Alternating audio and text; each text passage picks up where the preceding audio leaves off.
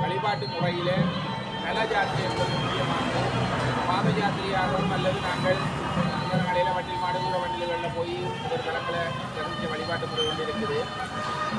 நாங்கள் தல யாத்திரை செல்லுகின்ற போது வாகனத்தில் நாங்கள் போய் தல யாத்திரை இப்படி தல யாத்திரை செல்லுகின்ற போது பிள்ளையாருடைய கைதறி பிள்ளையாருடைய அதாவது வள்ளி பிள்ளையாருடைய நிர்வாக தர்மகர்த்தாவாக இருந்து வருகின்ற அடியவர்கள் எல்லாரையும் சிவனாக பாவனை பண்ணி சிவனடியார்களுக்கு உணவளிப்பதே மகேஸ்வர பூஜை.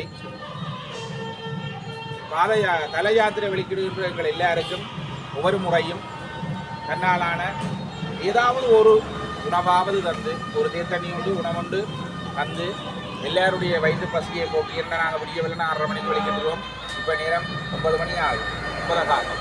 அப்போ எங்களுடைய தல யாத்திரை சிறப்பதற்காக தான் தல யாத்திரை வராவிட்டாலும் தல யாத்திரையை செய்கின்ற பக்தர்களுடைய வழிபாடு சிறக்க வேண்டும் என்று தன்னாலான முயற்சிகளை செய்து பல சிரமங்கள் மத்தியில் எங்களுக்கு ஒவ்வொரு முறையும் வரவேற்பு. ஒரு தடவை என்றால் பரவாயில்லை, ஒவ்வொரு முறையும் செய்வதென்பது சும்மா சாதாரண விடயமில்லை. அவ்வாறு முயற்சிக்கின்ற இந்த ஆலய தர்மகர்த்தாவுக்கு முதல்ல நன்றி கூறி நாங்கள் தரிசிக்கின்ற அத்தனை சிவாலயங்களிலும் இருக்கின்ற அந்த இறைவனுடைய தரிசனத்தினுடைய பலனும் அவருக்கு கிடைக்க வேண்டும் என்று எல்லாரும் சேர்ந்து பிரார்த்தித்து அவருக்கு ஒரு நன்றி கூறி அவருடைய பணி மேலும் தொடர வேண்டும்.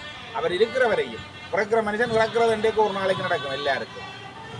இறுதி மூச்சு உள்ளவரையும் உடல் ஆரோக்கியத்தோட பிள்ளையாட்ட பணியை தொடர இறைவனும் அருள் புரிய வேண்டும் என்று பிரார்த்தித்து ஆசை கூறி அமைகிறேன்.